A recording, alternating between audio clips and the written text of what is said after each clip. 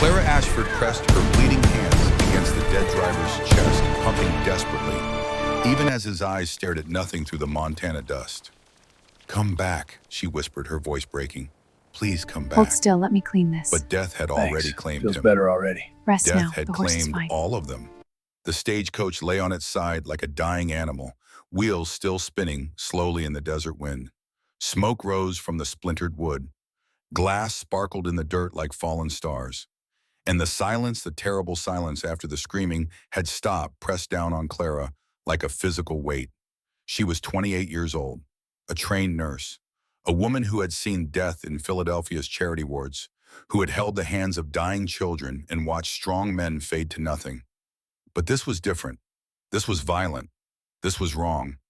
2 hours ago, she'd been laughing. Mrs. Patterson, the elderly woman with the kind eyes and gentle voice, had shown Clara a photograph of her grandchildren. "Going to visit them in Helena," the old woman had said, her face glowing with grandmother's pride. "Haven't seen little James since he was born. He'll be 2 years old now." Clara had smiled, had asked about the children's names, had listened to Mrs. Patterson's stories about her daughter's new home, about the mining town growing so fast you could hear it expand at night. Now Mrs. Patterson lay 15 feet away, her body twisted at an angle that made Clara's nurse's training scream in protest. The photograph had fallen from her hand. 2 children smiled up at the Montana sky, unaware they would never see their grandmother again. The driver, Tom Riley, he'd said his name, was tipping his hat with a weathered smile when Clara boarded in Billings, sprawled near the front of the wreckage. His neck bent wrong, his eyes open. His last expression, one of surprise, as if he couldn't quite believe the wheel had hit. That rock, couldn't believe the axle had snapped so cleanly, couldn't believe this was how his story ended. And Mr. Davies, the quiet merchant, who'd spent the whole journey reading a leather-bound book, lay partially under the coach itself. Clara couldn't see his face. Didn't want to. She pushed herself away from Tom Riley's body, her hands leaving red prints on his vest. Her ribs screamed. Something was broken inside her. She knew that much from the grinding sensation when she breathed from the sharp pain that stabbed through her left side with every movement. Clara touched her forehead. Her fingers came away wet and red. Head wound. Shallow probably from the amount of bleeding. Scalp wounds always bled more than they should. She told patients that 100 times in Philadelphia. "Don't worry, head wounds just bleed a lot. You'll be fine." Would she be fine? Clara tried to stand. Her right ankle gave out immediately, sending her crashing back to her knees. The impact drove the air from her lungs. She gasped, tasted copper and dust, felt tears burning tracks down her dirt-caked face. "Help!" she tried to call out. Her voice came out as a whisper stolen by the wind that moved through the canyon like a living thing. "Somebody help!" But there was nobody. The Montana wilderness stretched in every direction, empty and indifferent. Mountains rose in the distance, purple and remote. Sagebrush dotted the landscape. A hawk circled overhead, riding thermals, waiting. Clara looked at her hands, still shaking, still covered in Tom Riley's blood. She'd been a nurse for 6 years, had seen blood every single day, had learned to see past it, to see the person underneath, to stay calm and professional and detached. But this wasn't a hospital ward. This was the middle of nowhere. And she was alone with 3 corpses and injuries that meant she couldn't walk, couldn't run, couldn't save herself. The sun beat down. Montana in August. Brutal and beautiful and deadly if you weren't prepared. Clara wasn't prepared. She'd left Philadelphia 3 weeks ago with 1 carpet bag, $800 sewn into the lining of her petticoat, and a letter of employment from the Silverton Mining Company in Colorado. "We are in desperate need of medical professionals," the letter had read. "Your credentials are impressive. We offer $60 per month, room and board included, and the opportunity to serve a growing community." $60 per month. More than she'd ever made in Philadelphia's charity wards. More than any hospital back east would pay a woman, no matter how qualified. And more importantly, it was far away, far from Philadelphia, far from her stepfather, far from the life that had tried to crush her. Clara touched her ribs again, gently this time, feeling for the break. 2 ribs on the left side definitely cracked, maybe broken clean through. It hurt to breathe, hurt to move, but she was alive. Why was she alive when the others were dead? She'd been sitting in the back. That was all. Random chance. The coach had flipped forward and to the right. Mrs. Patterson had been thrown clear and hit the rocks. Tom Riley had stayed with the driver's box, his neck snapping on impact. Mr. Davies had been crushed, and Clara in the back corner had slammed against the wooden frame hard enough to break ribs and crack her head open, but not hard enough to kill. Luck. Terrible, guilty luck. Clara forced herself to look at each body again. To really look. To do what a nurse would do. Mrs. Patterson, no pulse, no breathing, pupils fixed and dilated, dead. Tom Riley, no pulse, no breathing, obvious fatal injury to cervical spine, dead. Mr. Davies partially crushed, no need to check further. Dead, the word echoed in Clara's mind. Dead, dead, dead. 3 people who'd been alive and breathing and human 2 hours ago now, just meat and bone cooling in the desert heat, and she couldn't even bury them. Clara pressed the heels of her hands against her eyes. Don't cry. Crying doesn't help. Crying doesn't change anything. You're a nurse. You've seen death before. This is just death in a different place, but the tears came anyway. For Mrs. Patterson, who would never hold her grandchildren. For Tom Riley, who'd driven this route for 6 years without incident until today. For Mr. Davies and his unfinished book. For herself alone and broken in the wilderness. That's when she heard it, hoofbeats. Clara's head snapped up. Her heart, which had been beating slow and heavy with shock, suddenly hammered against her broken ribs. Hoofbeats meant a rider. A rider meant help. Or danger. She'd heard the stories. Everyone going west heard the stories. Bandits who preyed on stagecoaches. Outlaws who killed for pocket change. Men who saw a woman alone and took what they wanted. Clara looked around desperately for a weapon. Anything. The driver's rifle had been thrown clear. She could see it 30 feet away, far beyond her ability to reach with her injured ankle. A piece of broken wood lay near her hand. She grabbed it, held it like a club, even though she knew it would be useless. The hoofbeats grew louder. Clara tried to stand again. Failed again. Her ankle couldn't bear weight. Her ribs screamed. She was helpless. Completely, utterly helpless. And then he appeared. A man on horseback silhouetted against the sun. Tall, broad-shouldered, wearing a worn Stetson that cast shadows across his face.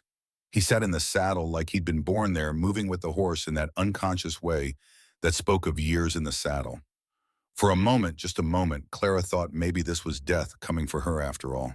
The Grim Reaper on a pale horse come to collect the last survivor. But then he dismounted and she saw he was just a man. Flesh and blood and dusty clothes, he approached slowly, his hands visible, his movements deliberate, not threatening, cautious. He stopped 10 feet away looking at the wreckage, looking at the bodies, looking at Clara kneeling in the dirt with her bloody hands and her makeshift weapon. Name's Silas, he said. His voice was deep, rough from disuse but not unkind. Silas Brennan. Clara stared at him. Her mind felt slow, wrapped in cotton. Shock, probably. She knew the symptoms. Confusion, difficulty focusing, delayed reactions. Silas moved closer, pulling a canteen from his saddle. He crouched beside her close enough that she could see his face now. Weathered skin bronzed by years under the Montana sun. Eyes the color of winter sky, pale gray and penetrating. A week's worth of stubble on a jaw that looked like it had been carved from granite. Lines around his eyes and mouth that spoke of hard years and harder choices. He pressed the canteen to her lips. Drink slow. The water burned going down. Clara's throat was raw. She must have been screaming during the crash without realizing it. But she drank, feeling the cool liquid spread through her chest, feeling her mind start to clear. The others, she managed to say. The other passengers. Silas's expression didn't change, but something shifted behind those pale eyes. Something that looked like old, familiar pain. You're the only one breathing, ma'am. The words hit Clara like a physical blow. She'd known it, of course, had checked each body herself, but hearing it spoken aloud made it real in a way it hadn't been before. She looked at Silas Brennan's face, at the weathered lines and winter sky eyes, and saw that this wasn't the first time he'd found bodies in the wilderness. Saw that he carried his own ghosts. I tried, Clara heard herself say. I tried to save them. I'm a nurse. I should have been able to. They were gone before you could try, Silas interrupted gently. Been gone since the crash, I reckon. Ain't nothing you could have done. Clara wanted to argue, wanted to insist that there must have been something, some intervention she'd missed, some technique she'd forgotten in the chaos. But she looked at Tom Riley's broken neck, at Mrs. Patterson's unnatural angle, and knew Silas was right. "This isn't your fault," he said quietly. "I know," Clara whispered. "I know." But knowing didn't stop the guilt. Didn't stop the feeling that she should be dead too, that survival was somehow a betrayal of the people who hadn't made it. Silas stood scanning the wreckage with a practiced eye. Then he looked at Clara, really looked with the kind of assessment she recognized from doctors making rounds. "You're hurt."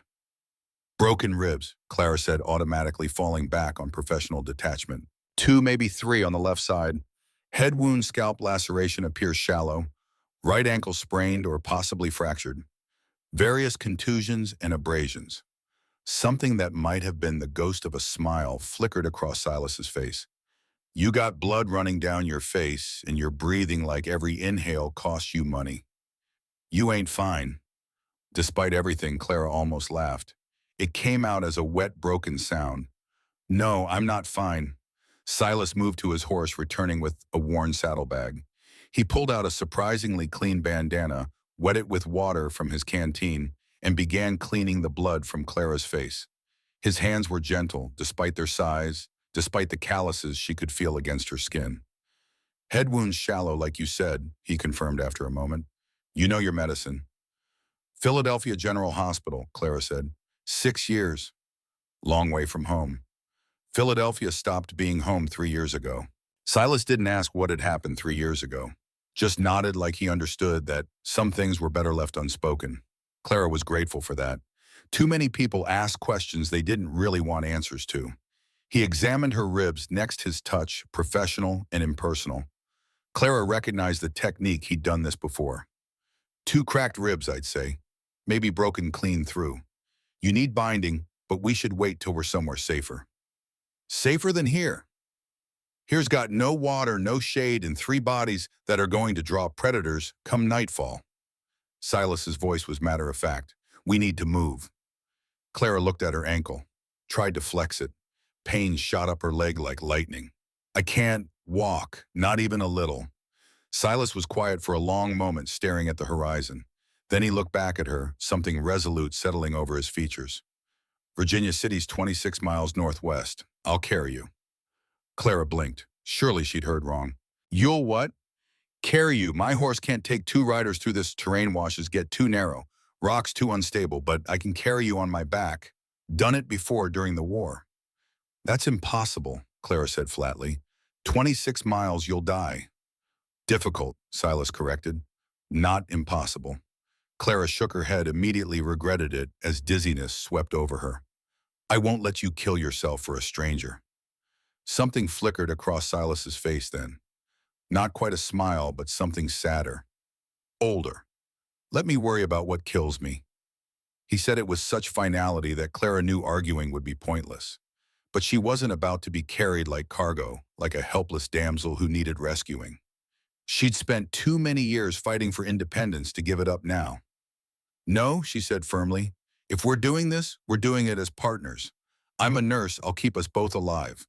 I'll monitor your condition, ration the water, treat any injuries. We help each other, or we don't do this at all. Silas studied her for a long moment. Clara met his gaze, refusing to look away, refusing to be dismissed as just another helpless woman. Finally, he nodded. You got terms. Relief flooded through Clara. He was taking her seriously. We stop every 90 minutes for water and rest. I check your vital signs, pulse, breathing signs of heat exhaustion. You tell me immediately if you're in pain or feeling faint. And if I say we stop, we stop. Anything else? Yes. Clara looked at the 3 bodies. We bury them first. It's not right to leave them for the animals. Silas followed her gaze, nodded slowly. Got a folding shovel in my saddlebag. Won't be deep graves, but it'll be something. Thank you. For what? For treating them like people, not just obstacles. Silas was quiet for a moment. When he spoke, his voice was rough. Everyone deserves to be buried proper. Everyone deserves to be mourned. There was a story there. Clara could hear it in his voice, see it in the way his shoulders tensed. But now wasn't the time to ask. Silas pulled the shovel from his saddlebag and began to dig. The Montana sun climbed higher, turning the desert into a furnace. Sweat soaked through Silas's shirt within minutes, but he didn't slow down. He dug with steady, methodical efficiency, his muscles moving under tan skin with the kind of strength that came from years of hard labor. Clara watched him work, feeling useless. She hated feeling useless. "I should help. You got broken ribs and a sprained ankle. You done enough by surviving. That's not—" "Ma'am." Silas paused, leaning on the shovel. "I appreciate the offer, but you try to dig with those ribs and you'll puncture a lung. Then I'll be carrying a corpse instead of a passenger. So sit, rest. Let me do this." The logic was sound. Clara hated it anyway. But she nodded, settling back against a large rock, trying to find a position that didn't make her ribs scream. From her vantage point, she could see the three bodies, could see Mrs. Patterson's photograph lying in the dust. Without thinking about it, Clara dragged herself over and picked it up. Two children, maybe 3 and 5 years old, smiled at the camera with gap-toothed grins. On the back, in careful handwriting, "James and Elizabeth, Spring, 1877. This spring, just a few months ago." Clara carefully folded the photograph and tucked it into her dress pocket. Someone should know. The children's mother should know what happened to her mother. The photograph should go home. It took Silas 2 hours to dig 3 graves. They weren't deep, the ground was too hard, too full of rocks. But they were deep enough, respectful enough. Together, Clara dragging herself on her good legs, Silas lifting, they moved Mrs. Patterson first. She was light, so light that Clara's heart ached. Had she been eating enough? Had her daughter been taking care of her? All the questions Clara would never get to ask. They laid her gently in the grave. Silas folded her hands across her chest, positioned her with dignity. Clara whispered a prayer she half remembered from childhood, something about dust and ashes and eternal rest. Tom Riley was next, heavier, harder to move. But Silas managed it with surprising gentleness, arranging the driver's body with the same care he'd shown Mrs. Patterson. Mr. Davies was the hardest. Silas had to partially dismantle the coach to get to him. But they managed it, and soon all 3 were laid to rest. Clara used pieces of splintered wood from the stagecoach to fashion crude crosses. She wasn't particularly good with her hands nursing, required precision, not carpentry, but she managed to lash together 3 crosses with strips torn from her petticoat. She scratched names into the wood with a sharp rock. Tom Riley, Mrs. Catherine Patterson, Mr. James Davies. Let no one say they died unknown. When the last grave was covered, Silas removed his hat. Clara stood beside him, or rather balanced on one leg, her hands clasped. "I didn't know them well," Clara said softly. "Mrs. Patterson was kind, showed me pictures of her grandchildren. Tom Riley tipped his hat when I boarded and called me miss with a smile.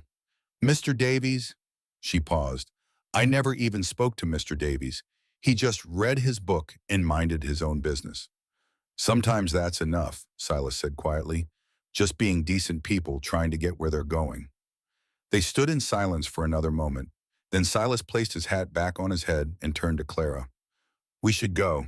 Want to cover as much ground as possible before nightfall." Clara nodded, then tried to stand on her own to prove she could at least do that much. Her ankle gave out immediately. Silas caught her before she hit the ground, his arms steady and sure. "I've got you," he said. "I know." And strangely, Clara did know. This man was a stranger. She'd known him less than 3 hours. But something about the way he'd buried the dead, the way he'd offered to carry her without asking for anything in return, told her she could trust him. At least for now. "This is going to hurt," Silas warned as he helped Clara onto his back. "The position's going to press on those ribs." "I'll manage." "That ain't what I asked." Clara adjusted her position, wrapped her arms around Silas's neck. The movement sent white-hot pain through her left side. She couldn't hide the gasp. "Too much?" Silas asked, his voice tight with concern. "Just go," Clara managed through gritted teeth. "I'll tell you if I can't take it." "Promise, promise." Silas started walking. His horse followed obediently behind, carrying their meager supplies. Clara's carpet bag, Silas's saddlebags, 2 canteens of water. For the first mile, neither spoke. Clara focused on breathing through the pain on the rhythm of Silas's steady gait. Despite the heat and her weight on his back, he moved with surprising efficiency, picking his way through the rocks and sagebrush like he'd walked this path 1,000 times. Maybe he had. "You said you're a nurse," Silas finally said. Am. Clara corrected herself. Currently unemployed, I suppose, since I've missed my start date in Silverton. They'll wait. Good nurses are hard to find. How would you know? Silas was quiet for a moment. Lost enough people who might have been saved if a nurse had been closer. Clara heard the weight in those words, the grief. During the war, after the war, life out here doesn't stop being dangerous just because the fighting's over. Clara wanted to ask more, but something in his tone told her to wait. Some wounds needed time before they could be touched. The afternoon heat intensified. Clara could feel the sun baking her skin despite the shawl she draped over her head. But Silas kept walking, his breathing steady, his pace unchanged. You need to rest, Clara said finally. You're overheating. I'm fine. You're sweating through your shirt and your breathing's getting heavier. You need water and shade. There's no shade out here. Then at least stop for water. Silas walked another 100 yards stubborn Clara was learning before finding a large boulder that cast a thin shadow. He lowered her carefully to the ground, then sat beside her, finally allowing himself to drink. Clara watched him in the fading light. Up close, she could see more details. The lines around his eyes weren't just from squinting into the sun, they were from smiling once, maybe before something had stolen his smiles away. The silver threading through his dark hair at the temples made him look older than he probably was. Mid-30s, maybe. And there was something in the way he moved, the way he watched the horizon that spoke of old violence. How old are you? Clara asked. Silas raised an eyebrow. Ain't polite to ask a man his age. I'm a nurse. Age is relevant medical information. The corner of his mouth twitched, almost a smile. 34. And you fought in the war. The almost smile disappeared. Yes. Which side? Does it matter? Clara considered the question. 12 years had passed since Appomattox. Some wounds had healed. Others had just scabbed over, waiting to reopen. No, she said finally. I suppose it doesn't. Union, Silas said anyway. Montana Territory Volunteers. Though I'm originally from Kentucky, half my family fought for the other side. That must have been difficult. Silas stared at the horizon. War's always difficult. Don't need family fighting family to make it worse. He stood abruptly. Break's over. We should keep moving. Clara let him help her onto his back again.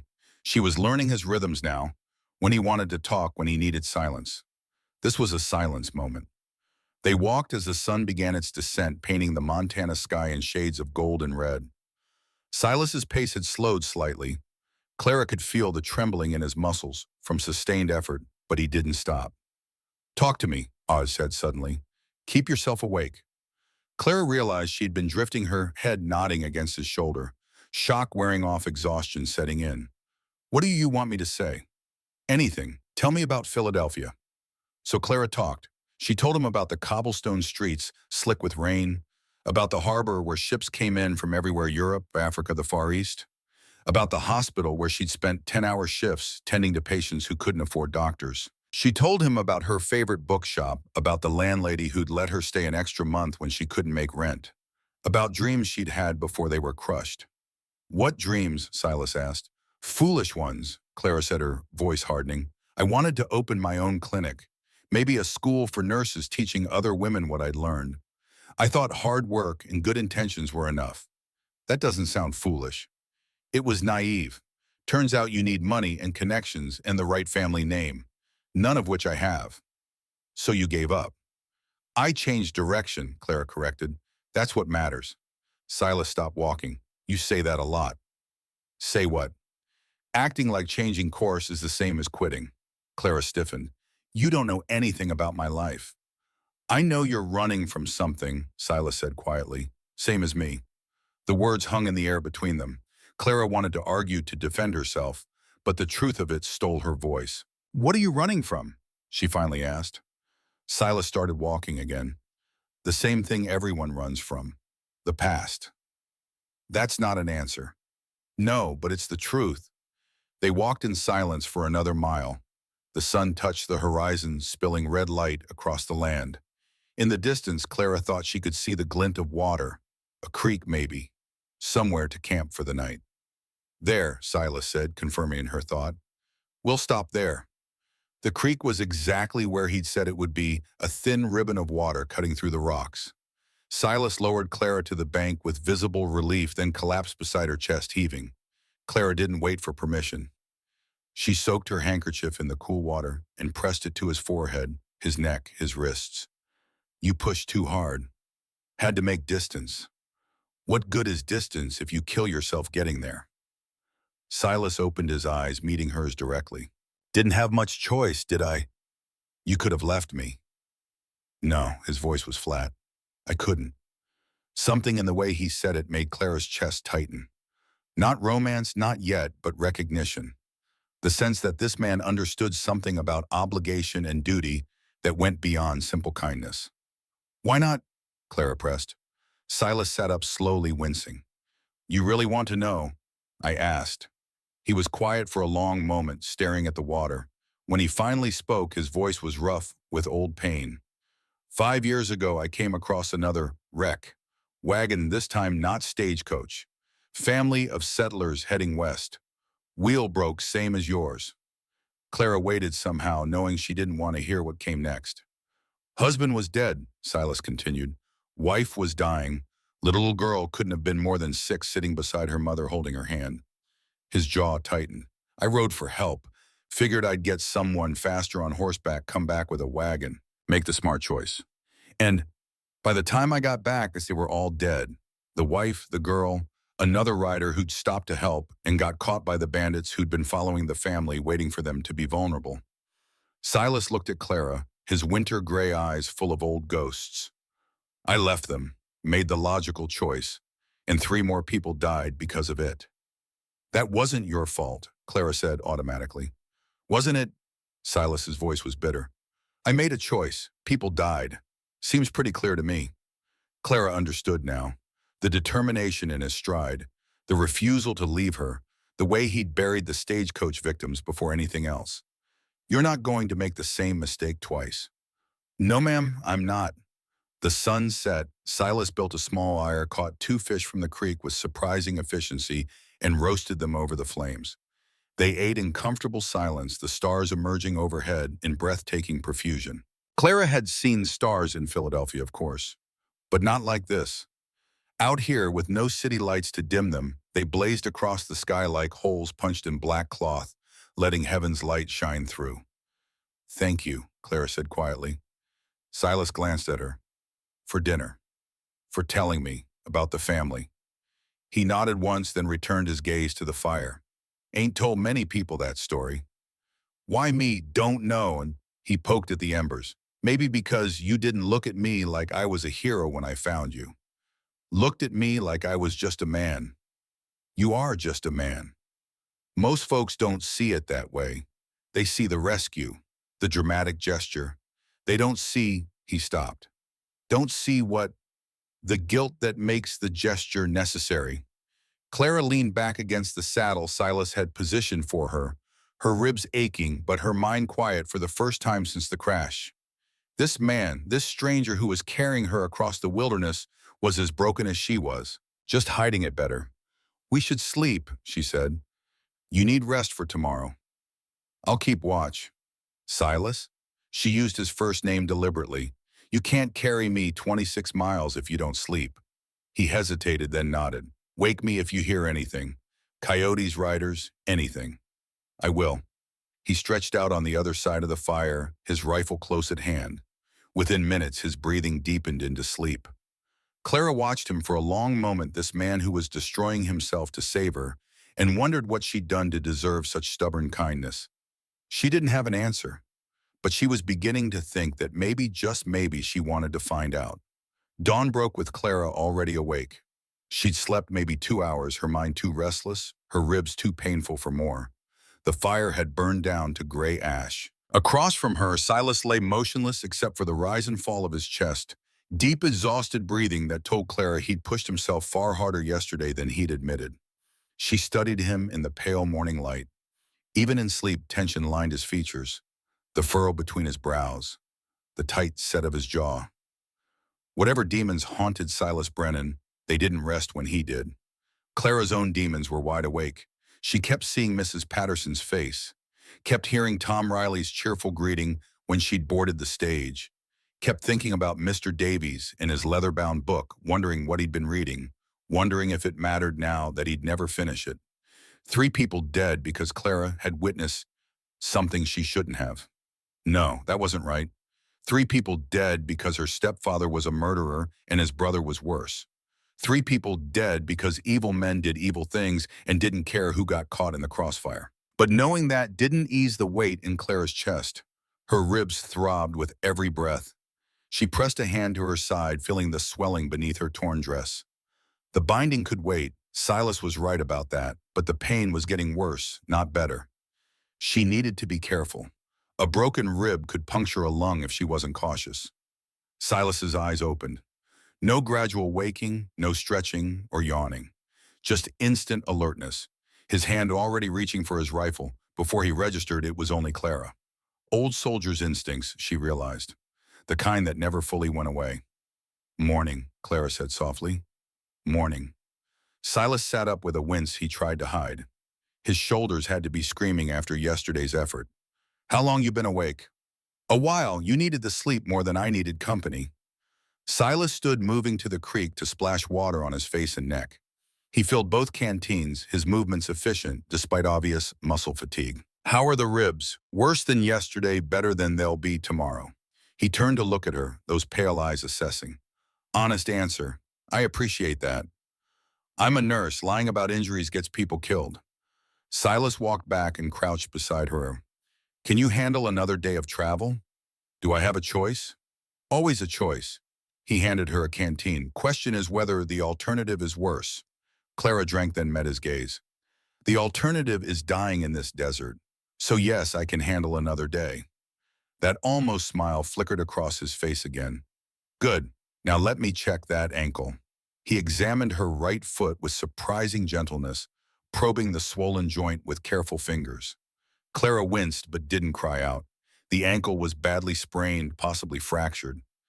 Either way, walking was impossible. "We'll need to adjust how we travel," Silas said, standing. "I can't carry you the whole way. Not after yesterday." He looked at his horse, considering. "You'll ride, I'll walk alongside. That'll slow us down." Slow is better than dead. Clara couldn't argue with that logic. She let Silas lift her onto the horse, a bay mare with intelligent eyes in a gentle disposition. The motion sent agony through Clara's ribs, but she bit down on the gasp and focused on breathing through the pain. Silas adjusted the stirrups, positioned Clara's injured leg carefully. "You know how to ride." "I grew up in Philadelphia. The closest I got to horses was watching carriages pass by." "Then hold on to the saddle horn and let Molly do the work. She's steady, won't spook easy." Clara gripped the horn as Silas took the reins and started walking. The horse moved beneath her with a rolling gait that pressed against her broken ribs with every step. This was going to be a long day. "Talk to me," Silas said after a while. "Keeps both of us alert." So Clara talked. She told him about her mother, about the gentle woman who'd loved books and teaching Clara to read. About how her mother had dreamed of Clara becoming a teacher, maybe even a doctor if the world ever changed enough to allow such things. "What happened to her?" Silas asked. Clara was quiet for a moment, the old grief rising up. "Tuberculosis. That's what the doctor said. 3 years ago, I was 25 working at the hospital. I came home one day and she was coughing blood. I'm sorry. It happened fast, 6 weeks from diagnosis to death. I nursed her myself, didn't trust anyone else to do it right. But there's no cure for consumption. Just morphine for the pain and waiting for the end." Silas walked in silence, letting her continue in her own time. "My stepfather married her 5 years before that," Clara said, her voice hardening. "Robert Ashford, successful businessman, or so everyone thought. Respectable. My mother was lonely. My father had died when I was 16, and Robert was charming when he wanted to be. But he wasn't charming once they were married. No, he wanted her money, the house my father left her, the inheritance. Once he had legal access to everything, he stopped pretending." Clara's hands tightened on the saddle horn. "He never hit her. Nothing anyone could point to and call abuse. He just made her feel small, worthless. Told her she was stupid for reading, for teaching me, for having opinions. Some men are like that, Silas said quietly. Use words instead of fists. Doesn't make the bruises any less real. Clara glanced down at him, surprised he understood. After she died, Robert inherited everything. The house, the savings, even the book she'd promised me. Said a woman alone didn't need such things. Your stepfather sounds like a man who needs his teeth rearranged. Despite everything, Clara almost smiled. That's what I thought. I tried to fight him, legally hired a lawyer with money I'd saved from the hospital. But Robert had connections. Judges, politicians, businessmen. He crushed my case before it even went to trial. That ain't law, that's theft with paperwork. Exactly. Clara paused, weighing how much to tell. But something about this journey, the isolation, the shared danger, made secrets feel pointless. I was going to give up, take what little I had left, and disappear. But then one night I went back to the house. I don't know why. Maybe I wanted to see it one more time. My mother's house. Silas said nothing, just kept walking, letting her story unfold. I climbed in through the kitchen window, stupid looking back. But I just wanted to see her room, to remember what it felt like when she was alive. Clara's voice dropped. Robert was in his study. He wasn't alone. The memory rose up sharp and clear. Clara pressed her eyes shut against it, but she could still see Robert's face in the lamplight, could still see the man kneeling before him, James Whitmore, Robert's business partner, could still hear the argument. You cheated me, Whitmore had been saying, his voice shaking with rage. $20,000. You doctored the books and stole from me. You can't prove anything, Robert had replied, cold and calm. I have the original ledgers. I have proof. And then Robert had moved, so fast, his hands around Whitmore's throat. The man struggling, gasping, his face turning purple. Robert's expression, never changing, calm, almost bored, like he was doing nothing more significant than wringing out a wet cloth. It took 3 minutes for Whitmore to die. Clara had counted every second, frozen in the hallway, her hand pressed over her mouth to keep from screaming. I witnessed Robert kill his business partner, Clara told Silas now, her voice barely above a whisper. Strangled him over a business dispute. When it was over, Robert looked up and saw me standing there. Silas stopped walking. What did you do? I ran, climbed back out that window, and ran faster than I've ever run in my life. I had a bag packed. I'd been planning to leave Philadelphia anyway. I grabbed it and caught the first train west. Didn't stop running until I reached Billings. And your stepfather sent his brother after me. Clara's voice was flat. Thomas Garrett runs an outlaw gang out of Montana territory. Robert sent word that I was a witness who needed to disappear. Thomas has been hunting me ever since. Silas resumed walking, but Clara could see the tension in his shoulders. The stagecoach crash wasn't an accident. No, they've been tracking me since Sacramento, waiting for the right opportunity. When they couldn't catch me in towns where there were witnesses, they decided to create an accident in the middle of nowhere. Clara felt tears burning her eyes. Mrs. Patterson and the others died because of me. No, Silas's voice was firm. They died because evil men made evil choices. Don't you take that burden on yourself. How can I not? If I hadn't been on that stage, then you'd be dead and they'd still be alive. But some other innocent person would be dead somewhere else from some other evil act. You can't logic your way out of what happened. You can only decide what you do next. Clara wiped her eyes roughly. What do I do next? You survive. You testify against your stepfather when we get somewhere safe. You make sure Mrs. Patterson and Tom Riley and Mr. Davies didn't die for nothing. The simple clarity of it struck Clara hard. Silas was right. Guilt was useless. Action was what mattered. Thank you, she said quietly. For what? For not offering empty comfort. For just understanding. Silas glanced up at her. You strike me as a woman who values truth over comfort. I do. Then here's another truth. You're strong, Clara Ashford. Stronger than you know. Most people would have broken by now. You haven't. And you won't. The words settled into Clara's chest like warmth spreading through cold water. She'd spent 3 years running 3 years feeling weak and helpless and afraid. Hearing someone tell her she was strong felt like being given permission to believe it herself. They walked in silence for the next hour. The Montana landscape rolled past. A sagebrush and rock, distant mountains purple against the morning sky. Beautiful and deadly in equal measure. The sun climbed higher. Heat pressed down like a physical weight.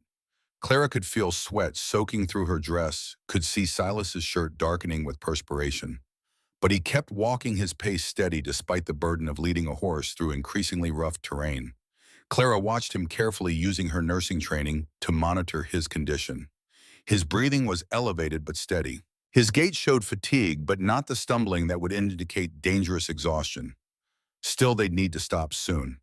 Rest before the heat became unbearable. "There's an outcropping ahead," Silas said as if reading her thoughts. "We'll rest there during the worst of the heat, then push on when it cools."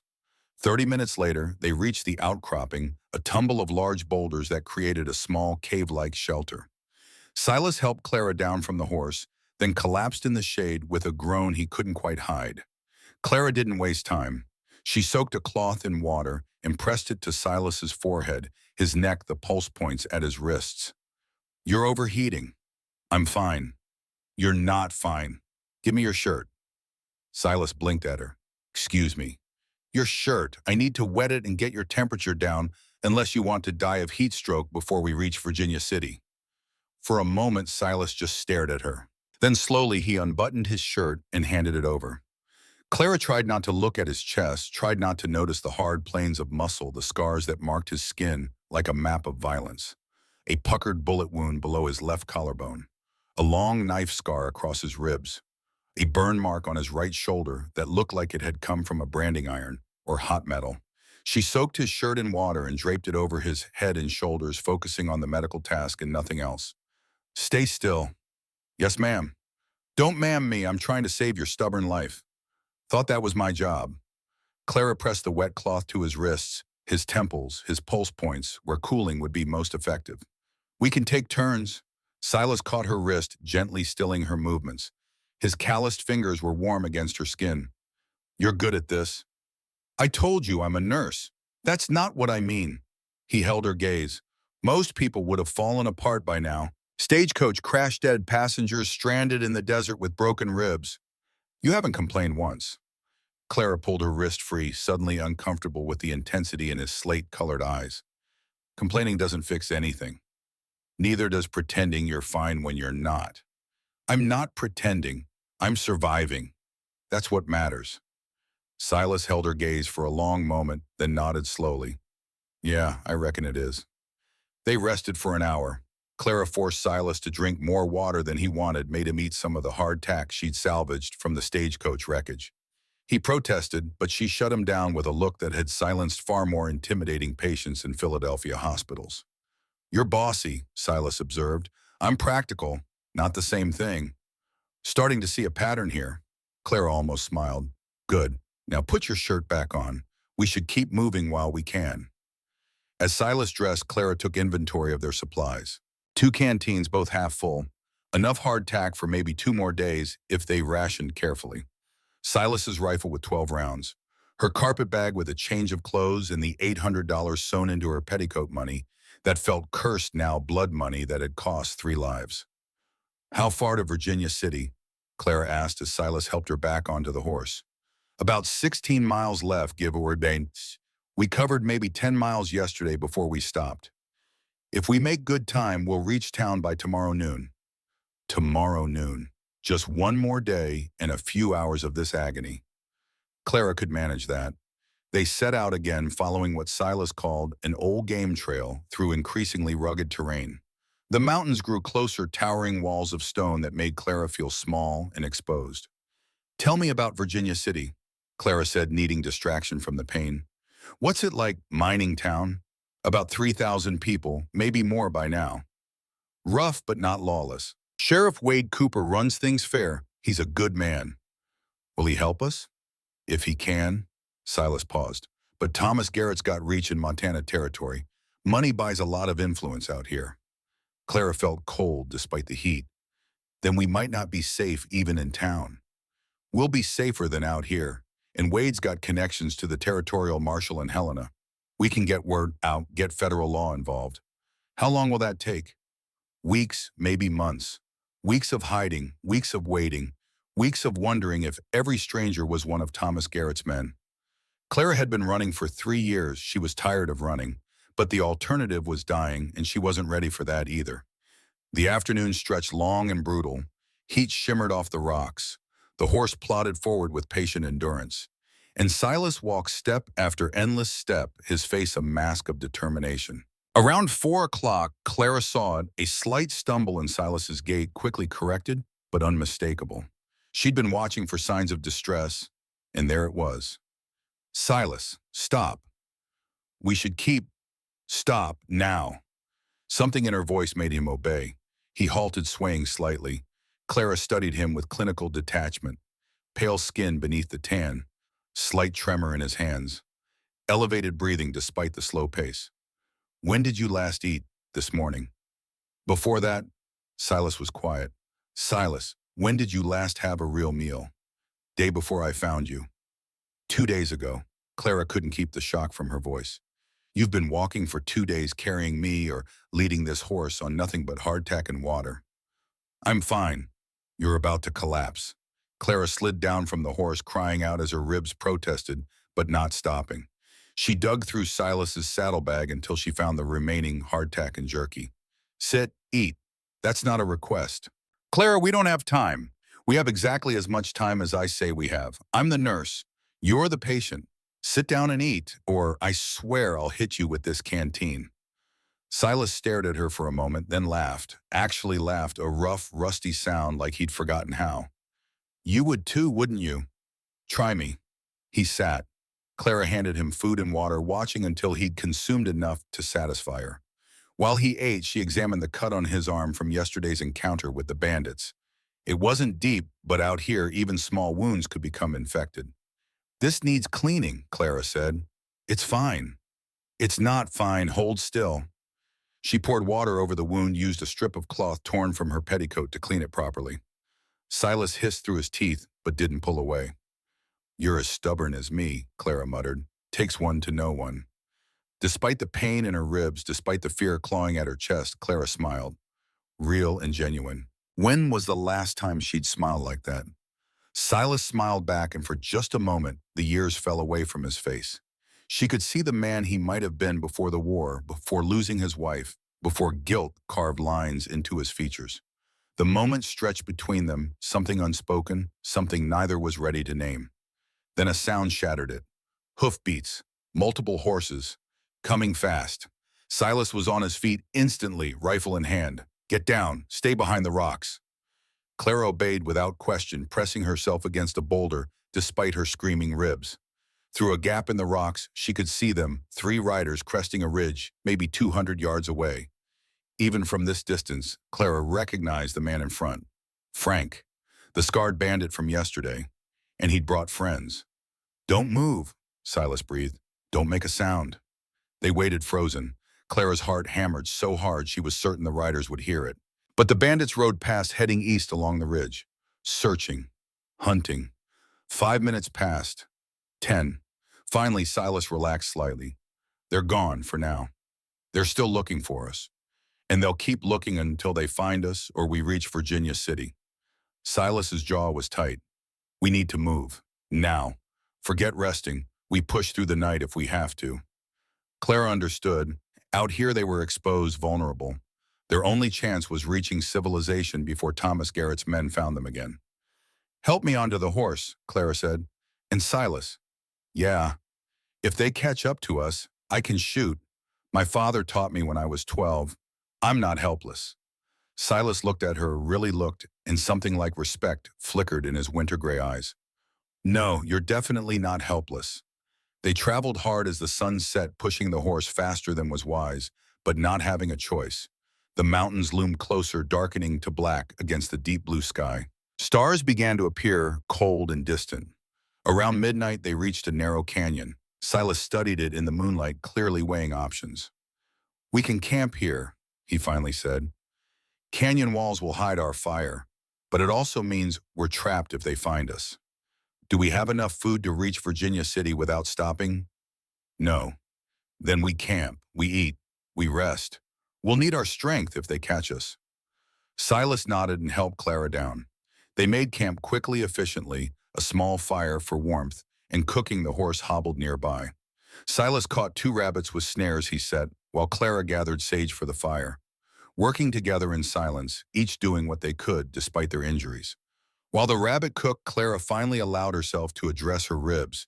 She'd been putting it off, dreading the pain, but they needed to be bound properly. "I need your help," she told Silas. "With what?" "My ribs. They need binding. I can't do it myself." Silas looked uncomfortable. "I don't know how. I'll tell you what to do. You just need to pull the bandage tight when I say." She turned her back to him, unlaced the top of her dress enough to expose her rib cage. She heard Silas's sharp intake of breath when he saw the bruising purple and black and yellow spreading across her left side like a storm cloud. "Clara, this is bad." "I know. That's why it needs binding. Take those strips of cloth and wrap them around my chest just under my breasts. When I say pull, you pull tight. Tight enough to hurt." Silas's hands shook slightly as he wrapped the cloth. "Tell me if I'm hurting you." "You're supposed to hurt me. That's the point." "The binding restricts movement, keeps the bones from shifting." "Ready. Ready. Pull." Silas pulled. Clara gasped, tears springing to her eyes as the pressure compressed her broken ribs. But the sharp stabbing pain lessened almost immediately, replaced by a dull, manageable ache.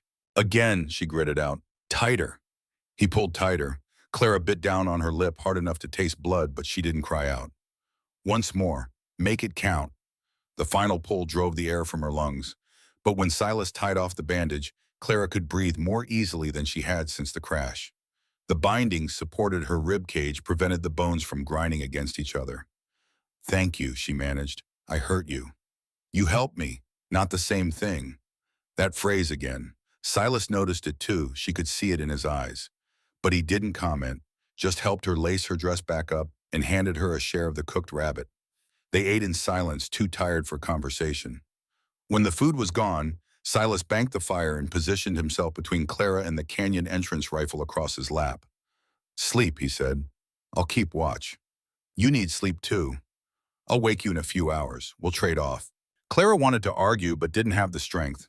She lay down on the blanket Silas had spread for her, using her carpet bag as a pillow. Her ribs throbbed despite the binding. Her ankle pulsed with pain. But she was alive. They were both alive.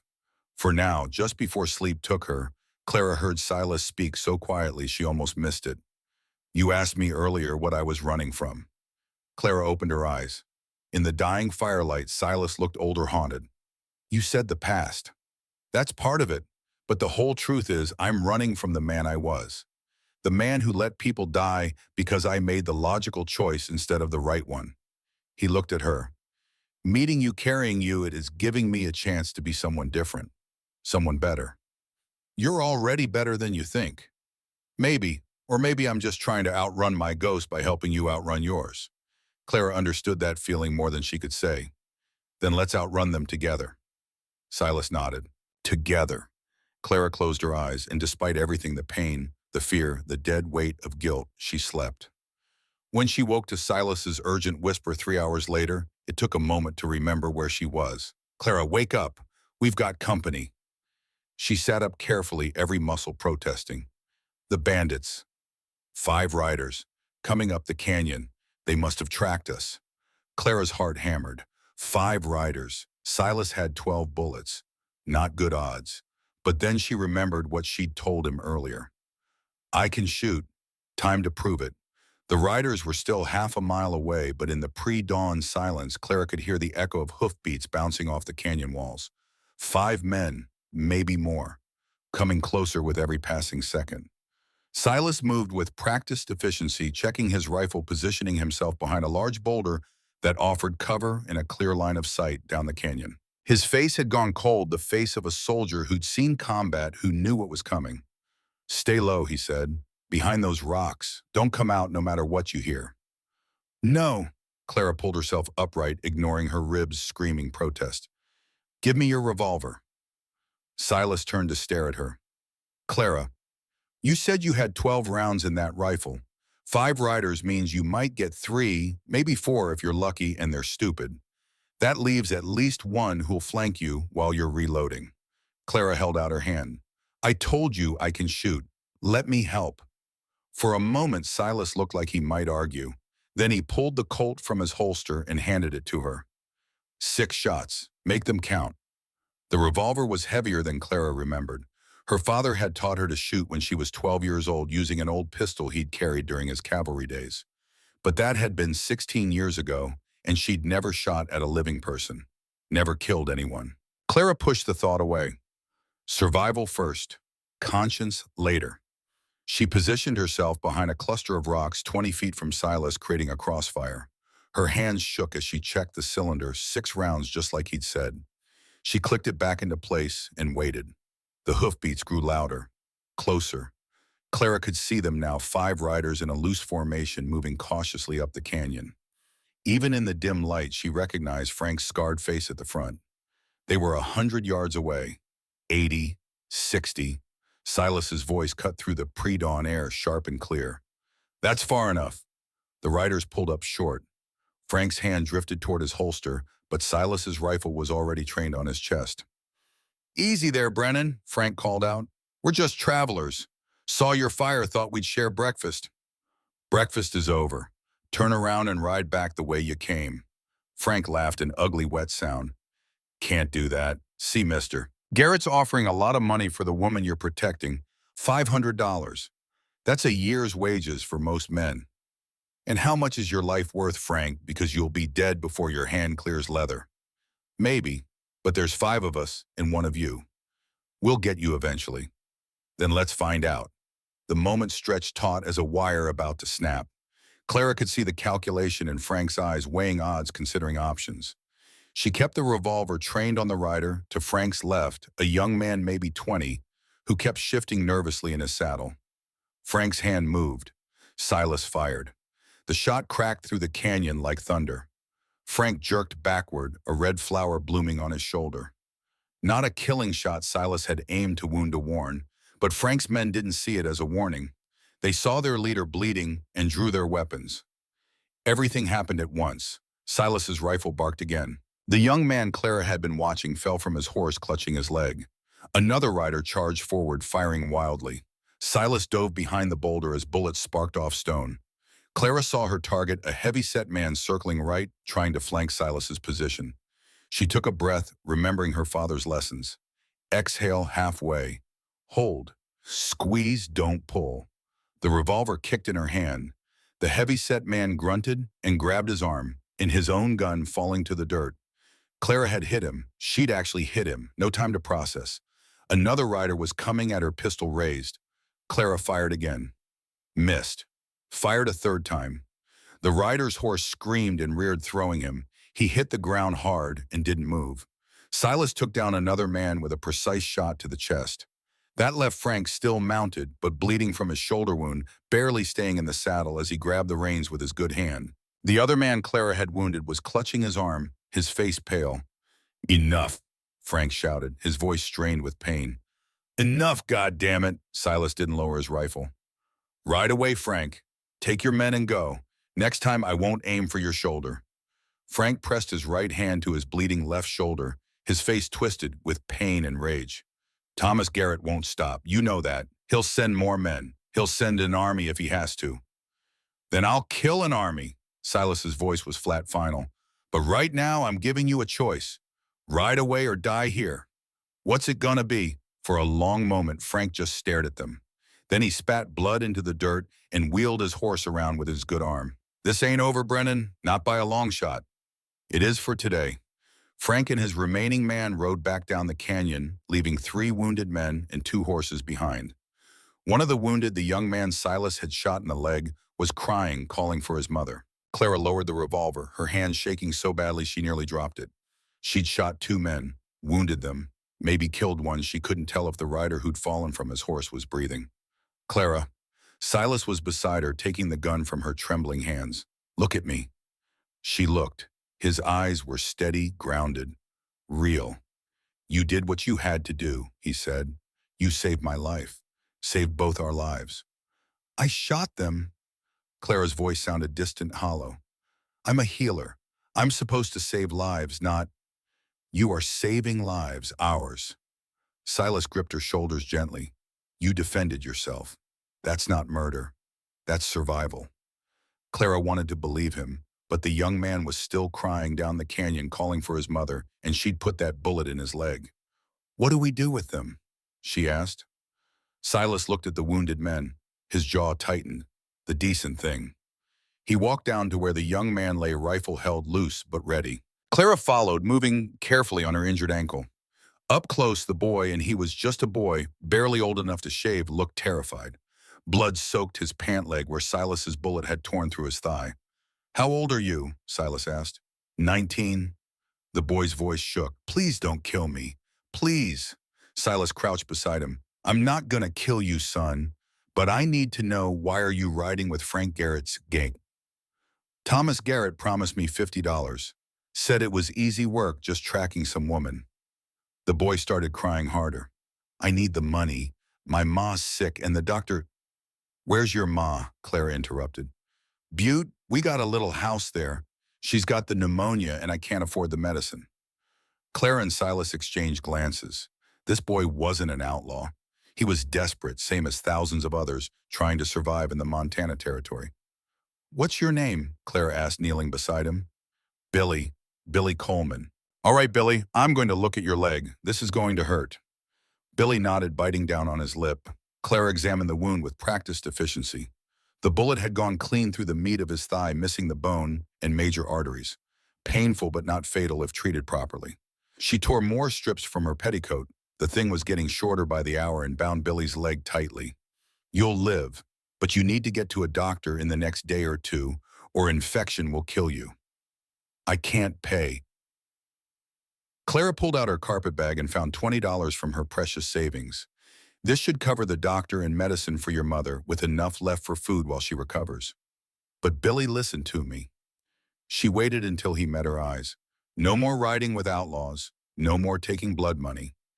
"You understand?" Billy nodded, tears streaming down his face. "Yes, ma'am. Thank you. Thank you." Silas helped Billy onto one of the riderless horses. "Butte's 2 days east. You ride straight there, no stopping.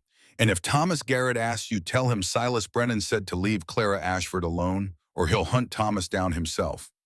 Billy nodded and rode off, swaying in the saddle but staying upright.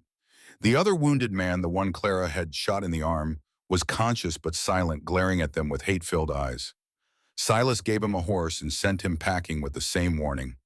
The third man, the one who'd fallen when his horse reared, was dead, broken neck from the fall. "We have to bury him," Clara said quietly. Silas looked at her. "He just tried to kill us." "I know, but we bury him anyway, because that's what decent people do." Something softened in Silas's expression. He nodded and fetched his folding shovel. They buried the nameless outlaw as the sun rose, painting the canyon walls gold and red. Clara said a brief prayer, the same one she'd said over Mrs. Patterson and the others. Everyone deserved to be mourned, even men who'd chosen the wrong path.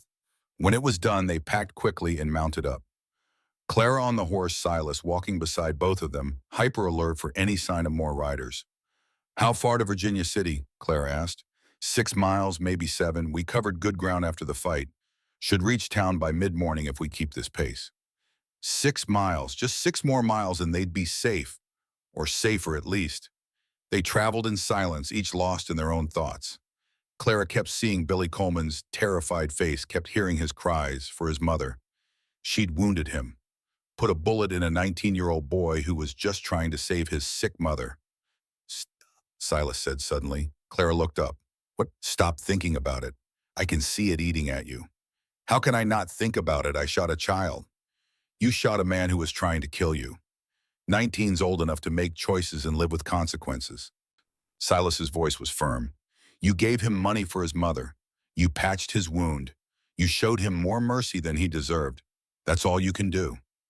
"It doesn't feel like enough." "It never does." Silas looked at her. "After the war, I couldn't sleep for months.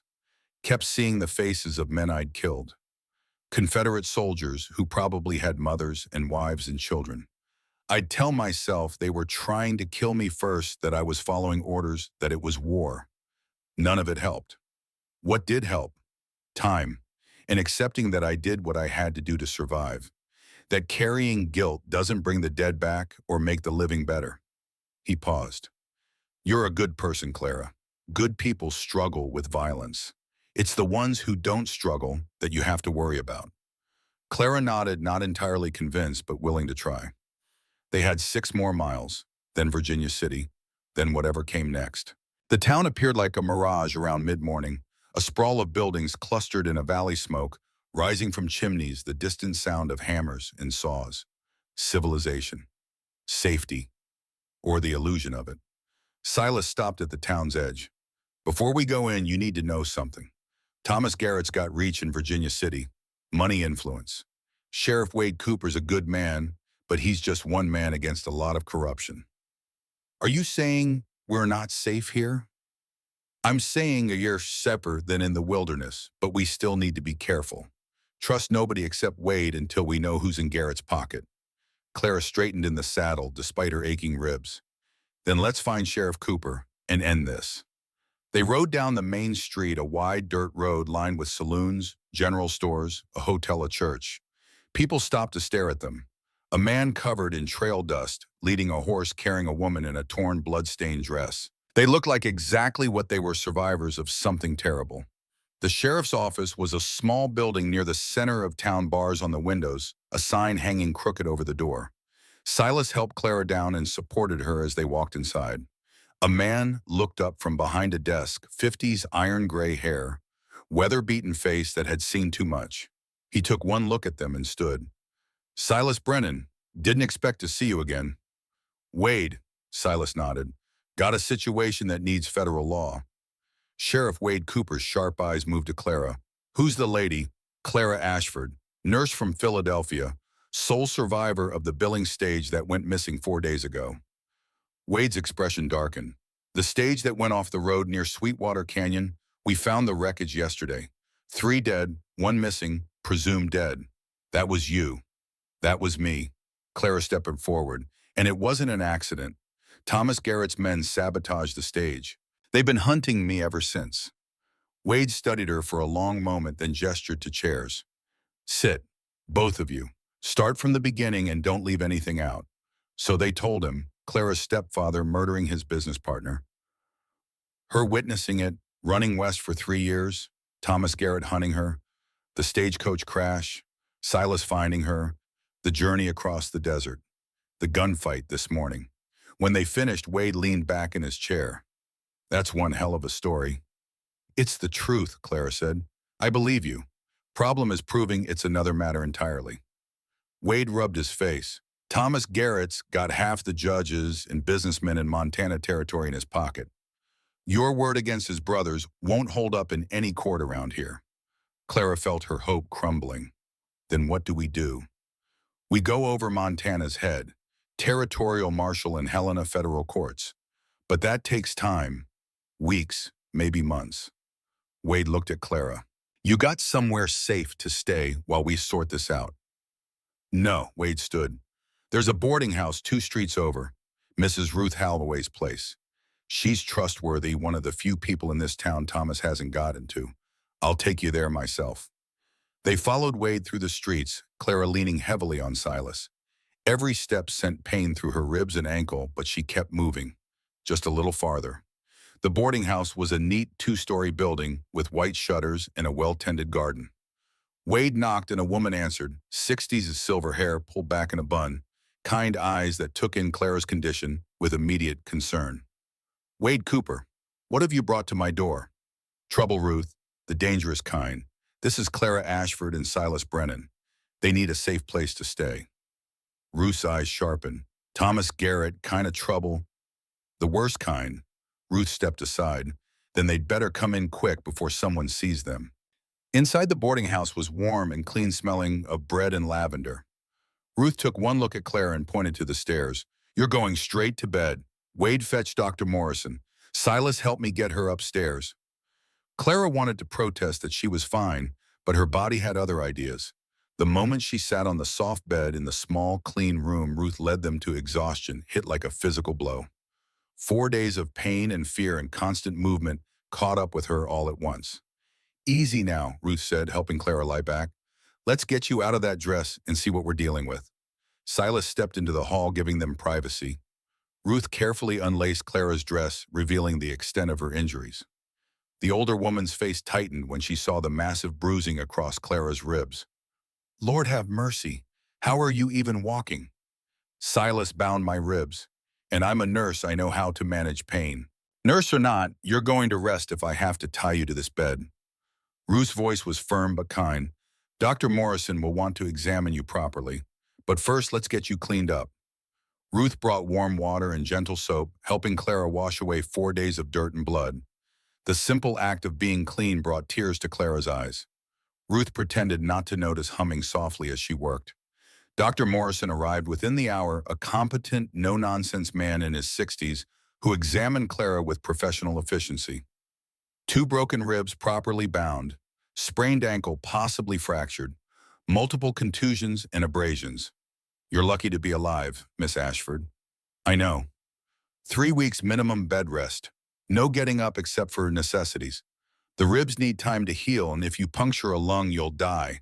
Understand? Clara nodded, too tired to argue. The doctor left medicine for pain and strict instructions for Ruth. Then it was just Clara in the soft bed and blessed silence. She slept. When Clara woke, sunlight was streaming through the window, and Silas was sitting in a chair beside her bed, his head tilted back, fast asleep. Someone Ruth probably had cleaned him up, too. His face was washed, his hair combed, wearing a clean shirt that looked borrowed. Even in sleep, he looked exhausted. Deep lines bracketed his mouth. Shadows darkened the skin under his eyes. This man had carried her across 26 miles of Montana wilderness, had fought for her, had refused to leave her even when leaving would have been the smart choice. Clara reached out and touched his hand. Silas's eyes opened immediately, that soldier's alertness kicking in. When he saw her awake, his expression softened. How you feeling? Like I was in a stagecoach crash and then traveled 26 miles with broken ribs. So terrible. Pretty much. Clara tried to sit up, gasped as her ribs protested. Don't. Silas gently pushed her back down. Doctor said bed rest. That means staying in bed. I need to. Whatever you need, Ruth, or I will get it for you. You're not moving. Clara wanted to argue, but the firm set of Silas's jaw told her it would be pointless. How long was I asleep? 14 hours. What? Clara looked at the window. It's morning again.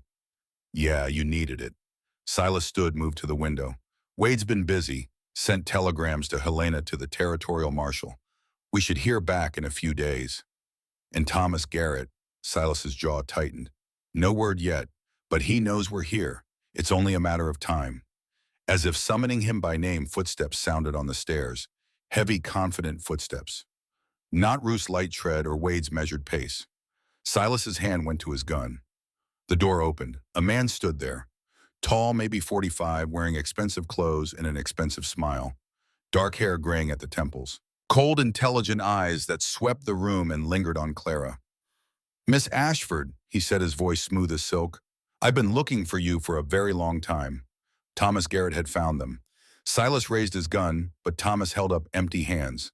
Peace, Brennan. I'm unarmed. I just want to talk. Talk from downstairs, Silas growled, with the sheriff present. Wade's downstairs. He knows I'm here. Thomas stepped into the room uninvited, his movements careful, non-threatening. I'm here to make a deal. We don't deal with murderers, Clara said, her voice steady despite her racing heart. Thomas looked at her with something that might have been respect. My brother Robert wants you dead. He's paying me $10,000 to make it happen. So kill me or leave. Thomas smiled. That's what I like. No begging, no tears, just straight to the point. He pulled a chair over and sat completely at ease. Here's my offer, disappear. Change your name. Go somewhere I'll never find you. I'll tell Robert you're dead. You live your life. Everyone's happy. Except Robert gets away with murder. Robert's getting away with murder either way. You testify he'll use his connections to make the charges disappear, or he'll have you killed before you ever reach a courthouse. Thomas leaned forward. I'm giving you a chance most people don't get. Take it. Clara looked at this man, this outlaw who'd hunted her for 3 years, who'd killed Mrs. Patterson and Tom Riley and Mr. Davies through his men's actions. And she saw what he was, a businessman. Cold, calculating, utterly pragmatic. No, she said. Thomas's eyebrows rose. No, I won't run anymore. I won't let Robert win. I'll testify in federal court and he'll hang for what he did. Then you'll die. Is that really worth it? Yes. Clara sat up despite the pain meeting Thomas's eyes. Because I'm not the weak woman Robert thinks I am. I'm not someone who can be scared into silence. And I won't let 3 innocent people die for nothing. For a long moment, Thomas just stared at her. Then he stood. You're either very brave or very stupid, Miss Ashford. Maybe both. Thomas walked to the door, paused.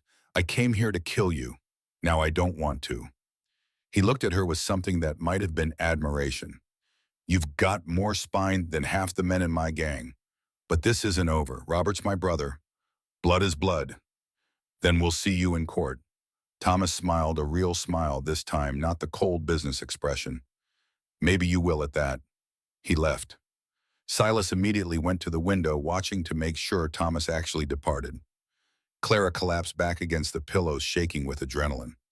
You just refused Thomas Garrett's deal. Silas said, his voice stunned. Do you know what that means? It means he'll keep coming, I know. And you chose that anyway. I chose to stop running. Clara looked at Silas. You told me I was strong. Time to prove you right. Silas crossed the room and sat on the edge of the bed. For a moment, he just looked at her. Then he took her hand. I meant what I said 4 days ago. We're partners. Whatever comes next, we face it together. Together, Clara agreed. The next 3 weeks passed in a strange limbo. Clara stayed in bed, her ribs slowly healing. Ruth brought meals and changed bandages and told stories about her late husband's adventures in the gold rush. Wade stopped by daily with updates. The territorial marshal was investigating. Federal prosecutors were building a case. Witnesses were being located. And Silas stayed. He took a room at Ruth's boarding house paid for with money from his ranch savings. Every morning, Clara would wake to find him sitting in the chair beside her bed, keeping watch. Every evening, they'd talk about everything and nothing. About his ranch and her dreams of a clinic. About books they'd read and places they wanted to see. About the war and the hospital and the weight of carrying the dead. Slowly, carefully, they built something neither could quite name. Week 3, Clara was finally allowed out of bed. Her ribs had healed enough that breathing didn't hurt, though they'd ache for months. Her ankle was better too, still weak, but she could walk with the cane Ruth provided. The morning she walked downstairs for breakfast, Silas stood from his chair, his face lighting up with the first genuine smile Clara had seen from him. Look at you, he said, walking and everything. Don't sound so surprised. I'm tougher than I look. I know exactly how tough you are. They ate breakfast with Ruth, discussing plans. The federal prosecutor would arrive next week. Clara would give her testimony. Robert would be arrested. It would all be over soon, if Thomas didn't kill them first. That afternoon, Silas asked Clara to take a walk with him. They moved slowly, Clara's cane tapping on the wooden sidewalk, Silas matching her pace. He led her to the edge of town to a small rise that overlooked the valley. There's something I need to tell you, Silas said. Clara's heart jumped. What? I've been thinking about after all this is done, after Robert's arrested and Thomas gives up. He looked at her. I have a ranch, 300 acres outside Laramie. It's not much, couple horses, some cattle, a forge where I do blacksmith work. But there's room. Room for what? A clinic. Silas took her hand. You said you wanted to open a clinic for people who couldn't afford doctors. You could do that on my ranch. Help the miners and ranchers out that way. I'd help however I could, and you'd be... He stopped. I'd be what? Safe. You'd be safe there. With me. Clara looked at their joined hands, at the scarred knuckles and calloused palms. This man who'd carried her across the wilderness, who'd fought for her, who sat beside her bed every morning like a faithful guard dog.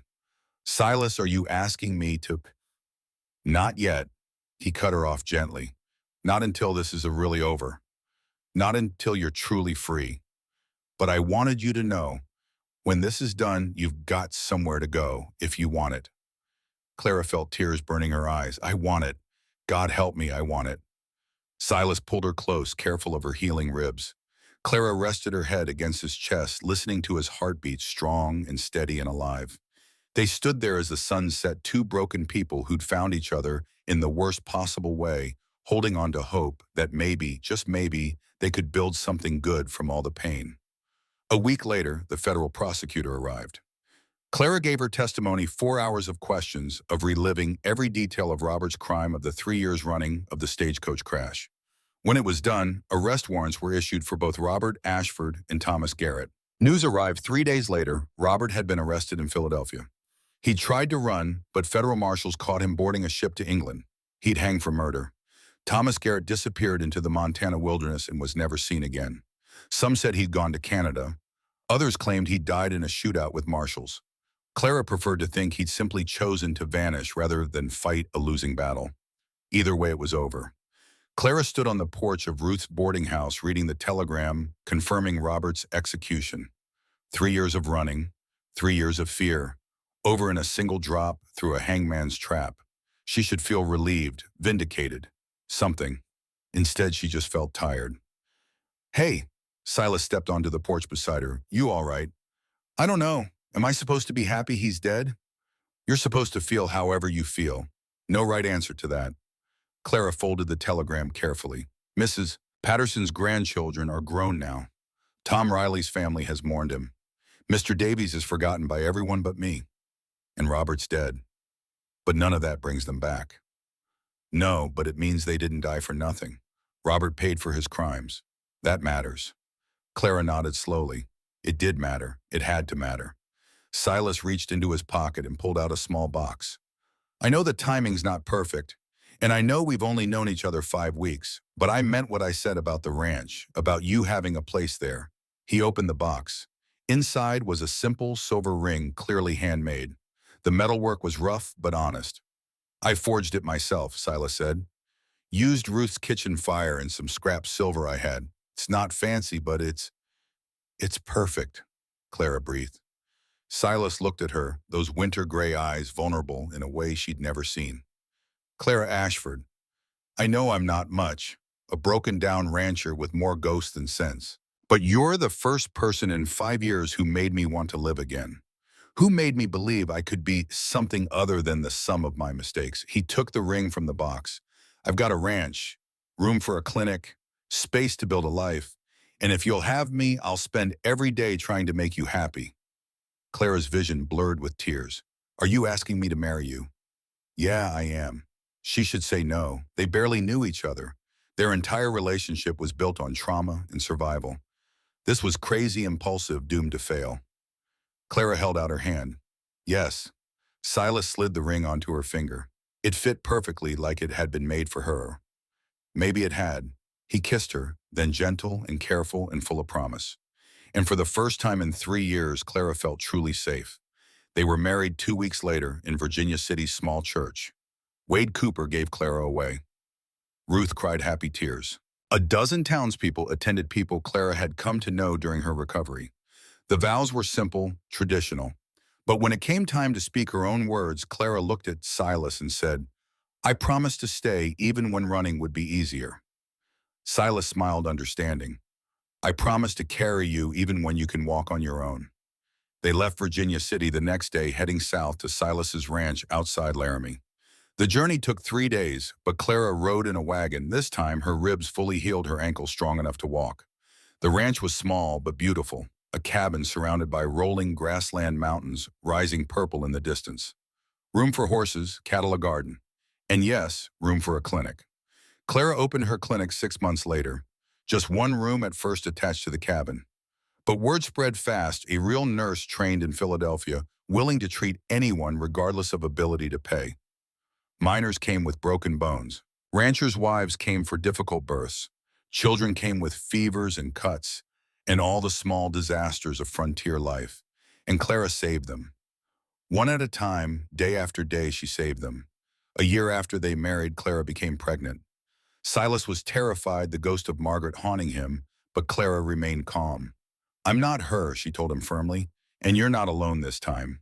Their daughter was born healthy and screaming in the spring of 1879. They named her Margaret because some ghosts deserved to be honored rather than feared. 3 years later, a son. 2 years after that, another daughter. The cabin expanded, the clinic grew. Clara trained 2 young women from Laramie in nursing. Silas's Forge became known throughout Wyoming territory for quality work. They built a life. Not perfect, No life ever is, but good, honest, earned through pain and held onto with gratitude. 20 years after the stagecoach crash, Clara and Silas returned to Montana. Their children were grown now. Margaret, 19, and studying medicine in Denver.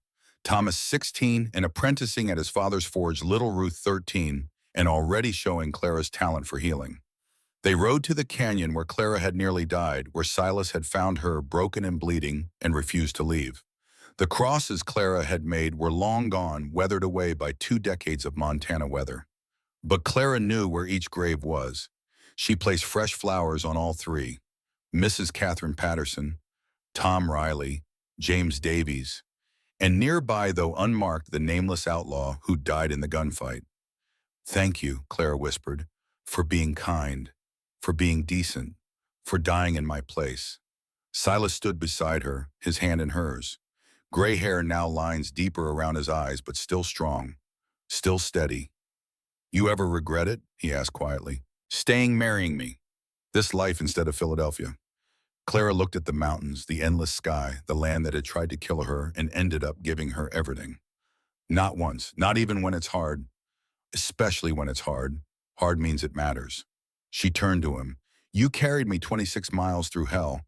I'd walk through it again if it meant ending up here." Silas pulled her close. They stood together in the Montana wilderness, two survivors who'd built something beautiful from tragedy and watched the sun set over the graves of the past. That evening, back at their ranch, surrounded by children and grandchildren, Clara told the story one more time. Her granddaughter, Margaret's daughter, also named Clara, listened with wide eyes. "Grandma, how did you survive? How did you make it through all that?" Clara thought about it, about the crash and the pain and the fear, about Silas's stubborn refusal to leave her, about choosing to stop running and face Thomas Garrett, about building a clinic and a family and a life from nothing but determination and love.